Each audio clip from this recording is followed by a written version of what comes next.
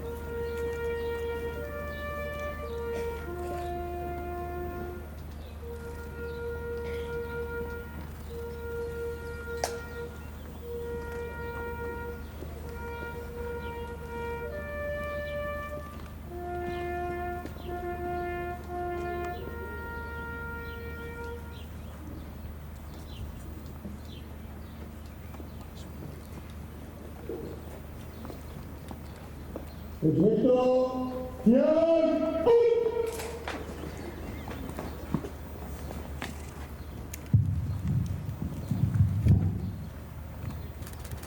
Il cappellano militare della Legione Carabinieri Friuli Venezia Giulia, già cappellano del comando Brigata Alpina Giulia, Don Albino D'Orlando, procederà ora alla benedizione della corona.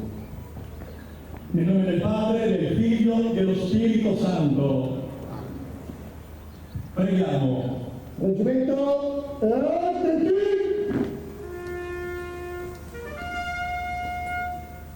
Signore Gesù, principio e compimento della storia, nostra vita e nostra speranza, noi ti adoriamo e ti benediciamo. La tua immagine porta i segni della distruzione e della sofferenza del nostro popolo a causa del terremoto. Tu ci hai accompagnati nei giorni della desolazione e dello smarrimento e nel tempo dell'incertezza e dell'esilio. Hai visto le nostre lacrime e hai ascoltato i nostri gemiti e ci hai condotti all'alba radiosa della Pasqua, quando tutto ciò che è distrutto viene ricostruito e ciò che è vecchio si rinnova. E fondi ancora su di noi il tuo spirito e rendi solide le nostre comunità piene di fede, speranza e amore, aperte ad ogni uomo, soprattutto a chi tende la mano ed è bisognoso di amore e di dignità.